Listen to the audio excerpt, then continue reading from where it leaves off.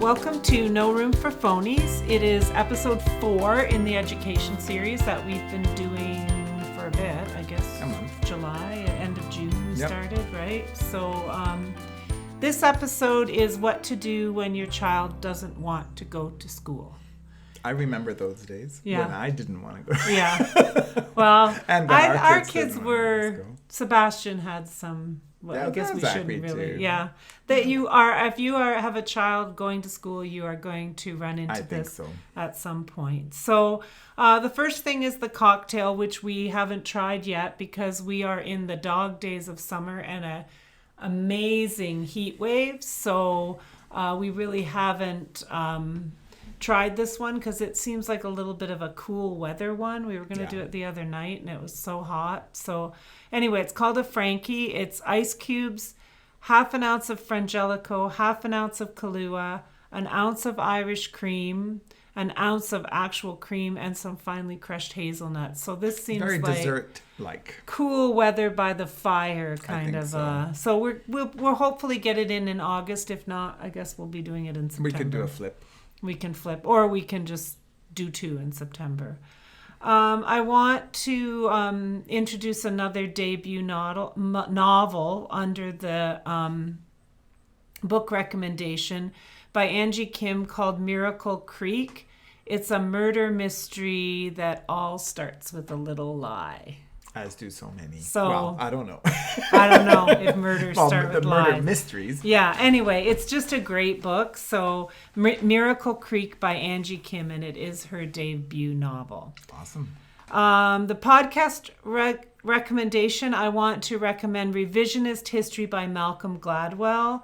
He considers all kinds of topics from the past from a different perspective. So have a listen to that. I want to recommend it to... I'm going to subscribe because I'm kind of getting tired of the ones I've been listening to. Yeah, well, and I wanted to recommend this one to our son, Zachary, because I think he would really like this one. And then the question, which no one seems to be answering them, but anytime someone answers them... We'd be happy to. We'd be happy, but... And if you don't know where to answer them, then or ask them, just send us an email to noroomforphonies, 4, @gmail.com. Right. So, but my question is, do parents actually feel comfortable being equal partners with their child's teacher? I was talking about this at breakfast this morning with my friend, and she was saying that she feels that the most important thing that parents want from their children is for them to be happy at school. From their children or one from school? From their children, sorry. When their children come home from school, what they're looking for is, I had a great day, I had fun. Yeah. So they're not really, and if school kind of looks like it did when they went to school, then they seem satisfied. So the average parent is... That's the average parent. Are you the average parent? Is that how you feel? I'm asking. Oh, yeah, I know. So, I mean... I say that if your child's school is the same, if you send your child to grade 1 and say you went to grade 1 like 30 or 25 years ago, and your child's grade 1 class looks the same as yours did when you went to school, that's probably a bit of a problem. Absolutely a bit of a problem. So anyway, that's my question. Do parents actually feel comfortable being equal partners with their child's teacher? Do you actually feel comfortable having a conversation with your child's teacher like you would with your doctor if you had some kind of like questions about your health, or your naturopath when you're asking questions about... Yeah, I wonder because I think in the past people kind of respected and held teachers up in esteem, and I don't think that the majority of parents do that necessarily anymore, view them as the experts. But they're still not viewing themselves as necessarily the experts. It's kind of like, I'm just handing my kids over. Right. And I think out of sight, out of mind. And I think to some degree, like some teachers get their backs up. And some teachers are very like, well, I'm the expert. I'm the one with the training on how to be a teacher. What do you know? And I will say the absolute fear of parents when they confront or have to deal with a teacher is that the teacher is going to take it out on their child. Yeah. And that is like the one thing, because I have had parents at my door saying, this teacher, like, oh my goodness, like this is terrible and I can't take this. But don't tell her we said it because I don't want her to take it out on my kid. Yeah. So that's a big problem. That's a big problem. So anyway, if you've had experiences like that, please feel free to send us an email or talk to us or whatever you would like to do. So what to do if your child doesn't want to go to school. And one of the things we always said to our kids was, going to school for you is like going to work for me. It's your job. Yeah. So you're required to dress up, show up, and do your best. So absolutely. I mean, that was how we always looked at school. It's a job that you have to go and do, as that's a kid job. That's what kids do. I think with the online thing, it's those of us that are working from home online still have a job to do, and our employers expect us to get a certain amount of hours or absolutely things done. So online is the same thing. This is now your job. That's your job. It's you have requirements, whatever. And from the families I know that homeschool their kids, it's the same thing. Yeah, you have these set hours that you're on, and you have to do what, like I said, my line was always dress up, show up, do your best. Yeah. So, and the other thing I think for if your kid doesn't want to go to school is to really have a look at your home routines, because routine is essential to helping kids fulfill their responsibilities as students. And routine to me means proper sleep, nutrition, exercise, requiring appropriate kinds of behaviors like doing chores and everyday politeness, and that you have a meal around the table, that you are used to doing things in kind of a routine way, that when they get up in the morning, and some kids struggle with the morning routines, so you can use little pictures or little checklists or whatever to help them through it. But I think if your child is struggling at school, take a hard and honest look at the routines in your house and see if there's something. Yeah. And if you are like 5:30 in the morning, 6 o'clock in the morning because of taking your child to preschool daycare, it really does mean that they need to go to bed a lot earlier. Yeah. And because they need their 8 to 10 hours. And so, yeah. And I mean, I think the other thing is routine checkups and healthcare. And I mean, I don't want to get into the whole vaccine debate about COVID-19, but vaccines and checkups for your kids so you know that they are healthy and ready for what school requires of them, kind of a thing. Like a pediatric physical every year. Those kind of things. And the other thing I also said to our kids when they kind of didn't want to go to school is, your child does not have to like or love every teacher that they have. And it is appropriate for kids to learn to work with different kinds of teachers and different kinds of kids in different kind of learning environments. You don't have to love or want to play with literally every child in your kid's class. No. But you have to be kind. And some years, if you're lucky to have a rotation schedule, you will have a different teacher for French or phys ed. So enjoy the other teacher and just do your best with the one that's not great. And we went back to the whole job thing, right? You're not always going to have the perfect boss. Mm-hmm. So you kind of have to get used to working and playing with different kinds of people. But this is also where, as parents, you stay engaged and keep your ear to the ground and listen for red flags. Yeah. I mean, there's a line, but we always talked about that with our kids. You might love your teacher. You might adore your teacher, but you might not so much. And so we can talk about that and find and look for strategies, which we're going to talk about later. Okay. The other thing that does cause kids not wanting to go to school is too much moving from school to school, especially if you're moving because they're just unhappy. So that's very dangerous. Like we do know some families that pulled their kids after 2 months because the kid was upset, and then after 2 months because their kid was upset, and like that kind of thing, right? That movement. But moving schools... Even from year to year, if possible. And students do learning about 2 months worth every time they move schools. So when they keep moving around and shifting schools, they're not going to be learning any strategies to actually deal with the situation that they have if you just keep constantly pulling them out of it. So I think... And if you believe that school is partly preparation for the workforce, we don't necessarily think that that's 100% what it's about. But the workforce now, if you look anywhere, type in Google soft skills, and the biggest soft skills is teamwork and communication, and you need to learn how to do that, and starting in elementary school. And I mean, I am going to talk about, but these are some of the things that you can do as far as preparing your kids and getting them ready, so that when they come home and they say, I don't want to go to school, you say, well, listen, are you unhappy with your teacher? Well, you might be unhappy with your teacher sometimes, just like you might be unhappy with your boss. I mean, a lot of it is listening and talking through. And making it a safe space for them to vent. And the other thing that I've learned more about this in the last little while, but I did use this kind of language when I was talking to parents of kids who didn't want to go to school. Happiness is a feeling. It comes and goes. Happiness is an ice cream cone. Happiness is sitting on the beach at your vacation.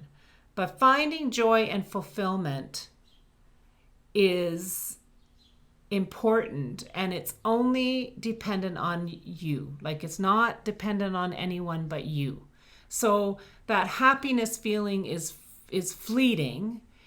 And then you need to look for more solid things like fulfillment and joy and learning and success and, experiencing mistakes. And like sometimes kids just get home and are sad at school because something went wrong and I don't want to go back. But if you kind of get more solid. One of our sons was very sensitive to his friends getting in trouble. He did very little to get in trouble, but his friends would be in trouble. And the injustice of it all would make him furious. And so we would just have to talk through that. And he didn't want to go to school because it was just unfair.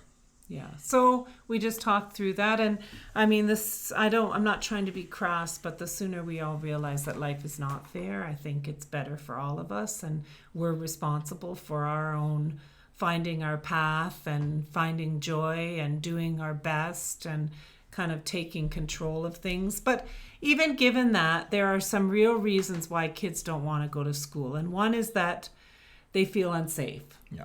I mean, the true definition of bullying is important. Everything is not bullying. Bullying is a repeated action against the same person over and over again just to, like, make their life miserable. Like, it's not one little incident on the playground where somebody's sad. And you have to teach your kids to manage things and have courage and speak up. Yeah. Like, bullying might get worse a little bit after you speak up, but if you have respectful adults dealing with situations, I mean, we had a bad situation with one of our kids where the principal just said, well, every problem is 50-50, and that's not true. Every problem is not 50-50. Yes, there's a little contribution, but sometimes it's 10-90. Mm-hmm. So it's 5-95. Well, and sometimes it's self-defense and whatever. Yeah. So, I mean, kids can feel unsafe, and if they're talking to you about feeling unsafe, that's a reason not to want to go to school. And it has to be taken seriously. Yeah. And sometimes difficulties at home where the child feels that things are going to fall apart when they leave. Mm-hmm. I had kids that didn't want to go to school because they basically said they couldn't go to school because their mom needed them at home to look after little ones or to do some of these other things. So I think you have to be careful about that. Sometimes some traumatic experience impacts them. Away from school impacts them. Just think of ourselves. If you've gone through something terrible, you really don't want to go to work for a while. Yeah. We do have short-term leave just for that reason. Feelings of anxiety, not knowing what to do or what to expect, or not having strategies to deal with the ups and downs that just naturally occur within a school day, right? And if they're a really routine kid and they all of a sudden go into a classroom where the routines aren't very clear, that is a cause for anxiety. It really is. I think that happened to a couple of our kids. Mm-hmm. Just social phobia or other kinds of phobia. I mean, I've dealt with kids over the years who had a phobia about going to the publicness of a school bathroom. Yeah. And so we made other arrangements because we just did, right? Developmental issues like ADHD and autism and all those kinds of things make school difficult for some kids, right? And substance abuse or addiction to TV or computer games, that makes going to school difficult for some kids. Just conflict with a teacher or rumor of some teacher being terrible, right? Yeah. And then kids are just like, I'm not going to school. I can't have that teacher because so-and-so said she's terrible and whatever. So you have to kind of work through.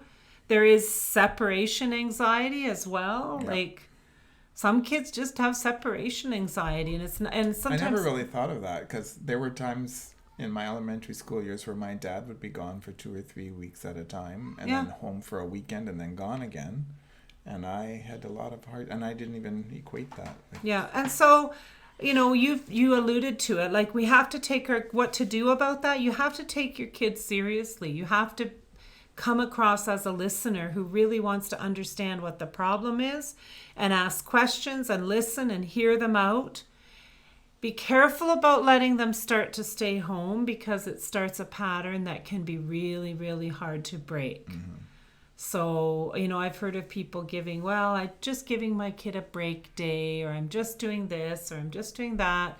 Be careful about how disrespectful that is towards the teacher as well. Like I was away yesterday. Did we do anything yesterday? Because I was away. Worst thing ever. Did we do anything? We did like a whole bunch of stuff. So I think you just have to. And sometimes now, because I have college students. Hey, Prof, did I miss anything important? Well, everything I teach is important. Otherwise, I wouldn't be doing it. Yeah, right. And so then you have that problem. If you do that too often, then they have to catch up. And depending on if it's like a stronger teacher, they'll have to catch up because every day is something new. So just be careful because sometimes that can add to the problem. And tough love is not a bad thing. You don't have to be mean about it.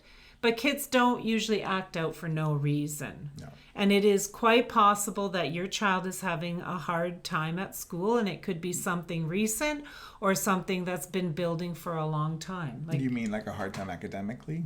No, I'm just a hard time at school. It could be academics. It could be some little creep on the playground being nasty. Mm-hmm. It could be a fear of going to the bathroom. It could be problems at lunch, someone walking down the hall every time they go to the bathroom, and some kid has been put out in the hall and they pester them every time they walk by. Like it can be in the bathroom. Mm-hmm. Like it can just be anything. And you can say things to your kids like, well, it surprises me that you're too tired to go to school. I thought you were sleeping well. Because kids will sometimes say, oh, I'm too tired. Yeah. And, you can say, is there something you've been working extra hard on or something that's using up all your energy that you're too tired to go to school? Mm-hmm. Like, I think you have to... But the too tired, then also first thing I would do is look back at your diet. Is there a sugar crash because they had too many sweet things? Or if you had a lot going on in your household for a few weeks. And there was a lot of disruption, So sometimes when a child is worrying, they are very tired as well, right? Like that impacts them. Makes them exhausted.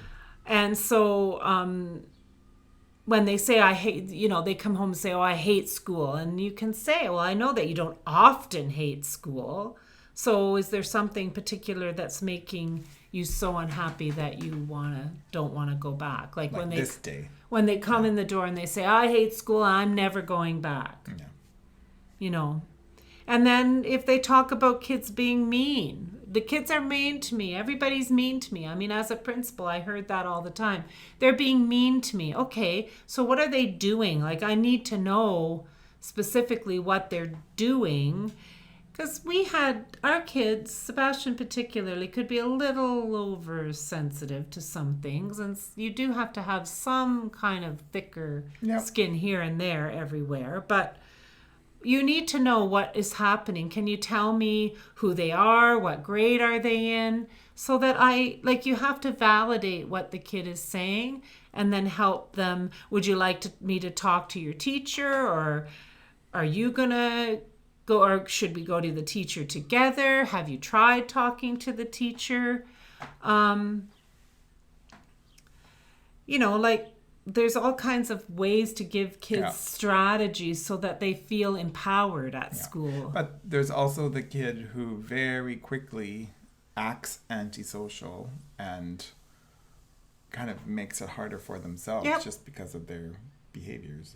And I mean, nobody deserves to be treated in a mean and unkind way. No. Doesn't matter who you are and what you are. But there are ways that we can give our kids strategies. They come home and they say that school's terrible, and you can just say things like, it sounds like things aren't really going as well as you'd like at school. What's the most challenging thing about school right now? What is too hard? And maybe at that point then, you seem to be having trouble staying on top of your homework, or maybe your work at school, and that means you have more homework, or your teachers called me and said you're not getting work done. Do you feel that's a challenge? Your work is a challenge. And so you can talk about different strategies to stay organized and focused. I mean, life is life and you have to do it. And I mean, it isn't always a possibility to just withdraw your child and homeschool them, nor is it a possibility to say, oh, well, this classroom's not working out, let's just move to another one, or this school's not working out, let's just move to another one. I mean, and I don't 100% know that is completely the most effective thing to do, because then you want your kids to feel empowered to be able to manage their lives, because at some point you want them to grow up and go manage their life. Absolutely. Right? Because you're not always going to be there. I mean, I've said that to a lot of parents. I said, let's give some strategies, because we aren't always going to be there as parents to helicopter or saran wrap them or do whatever it is that some parents want to do. They're going to have to be empowered and responsible for their own lives and joy and fulfillment and happiness and success. And mistakes. So I'm going to give you at the end of this, I'm pretty much taught, and if you did have a specific child of yours that didn't want to go to school, you can email or get in touch with me, and I will help. I can listen to your particular situation and give some advice. We've had a lot of I've had a lot of evening visits with friends of friends and friends of friends. And I think the other thing that I had some kids that were school phobic, and I, as the principal, set up a special program for them so that when they came to school in the morning, they had a job to do first thing. And so that got them hooked. And then throughout the day, if they were struggling, we had strategies in place. Well, I actually need you to take a break and deliver these notices, or do this or do that for me, or the custodian needs a little help with this. So actually setting up an actual safety plan for the child who is really coming across as school phobic. It does happen. Yep. I'm not going, and I've gone out to cars where kids are hanging on to the seatbelt and won't let go and screaming and won't come in the building and blah, blah, blah. And I mean, so... Sorry, I'm just remembering. I was dragged from... It's a complicated story. The short version is the principal dragged me down the stairs by my feet out of my house. Yeah, that wouldn't be happening these days. But I have had to go to people's houses and coax kids out from underneath beds and out of backyards. And, and that's the point where I said, well, what is it that you're, if you're able to come into school today, all you have to do is this, or just come for a half an hour and make that half an hour very good, and then start increasing it. I mean, there are severe cases of kids who don't want to go to school, and I have been successful with assistance from pediatric psychiatrists and other kinds of therapy. Sometimes not as severe, just a good team of and sometimes we did get things sorted out without it being that bad. But there are all kinds of extremes of this, and I pretty much have seen it all, so don't hesitate. But I just wanted to end with how you motivate your child to be a learner. And I think these are the things that you as a parent can do. And one of them is to develop an atmosphere of reading in your home. And one of the most important times to be doing that is in the evening. It does not have to be fiction and stories. We have both kinds. We have a nonfiction reader, so we found lots of things, age appropriate newspapers, magazines, online, blah blah blah, whatever it is they're reading, their readings. But an atmosphere of reading, an atmosphere of reading builds your vocabulary, gives you knowledge, makes you a better writer. All those kinds of things. Letting the child be in the driver's seat as much as possible. Yeah. So that's my empowerment thing, right? Like, make sure that you are not taking over. And I know that I have seen kids become the most successful when their parents gave them strategies rather than flying in or helicoptering in or parachuting in or whatever you want to call it to save them. Kids are smart. They don't need to be saved. And the worst thing you can do ever in your life is underestimate a kid. They could be totally manipulating you. So just be careful.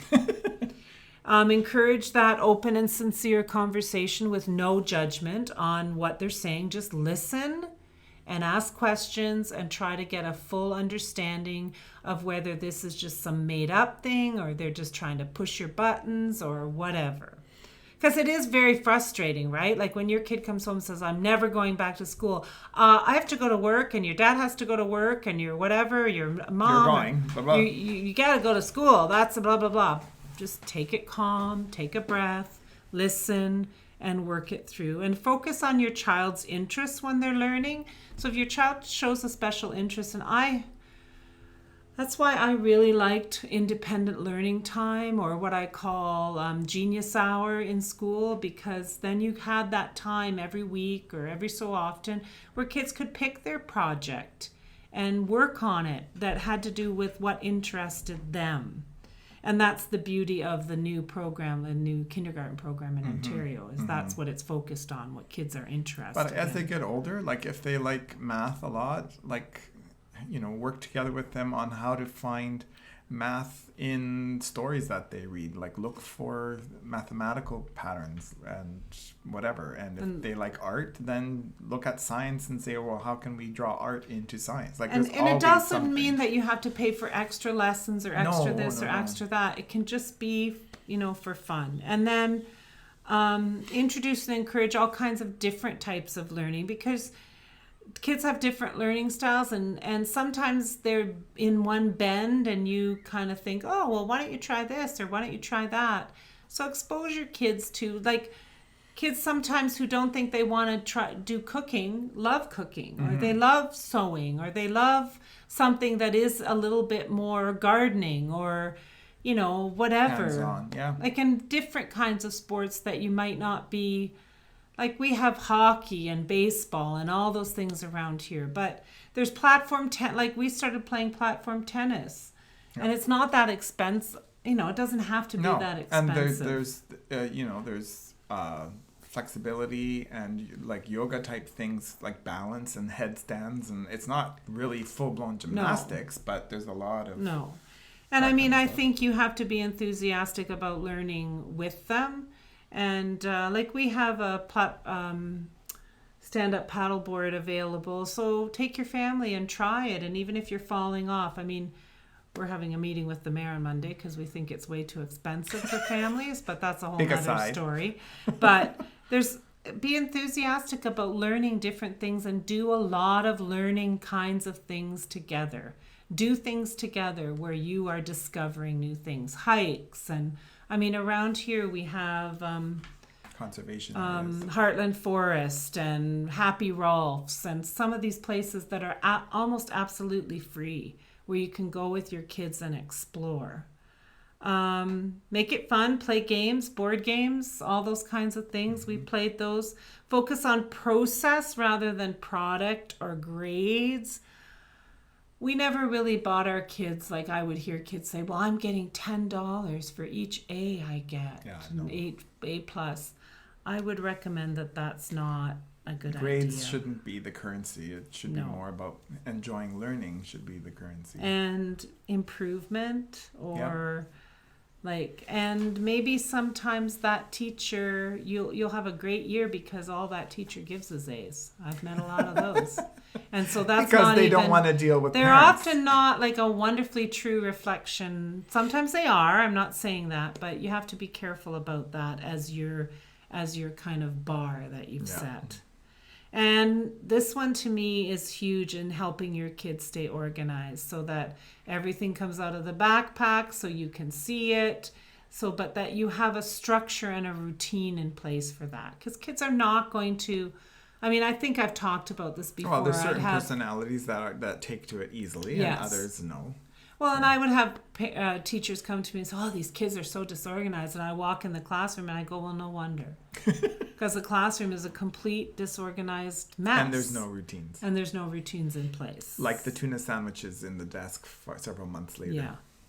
So, and I said this already, celebrate every step, but not with outrageous gifts. Like at the end of the school year, everybody can go have an ice cream to celebrate that summer has happened, but you don't have to give them $100. Like that's ridiculous. And building on strengths. If we build on our strengths, our weaknesses are always there, but they're less.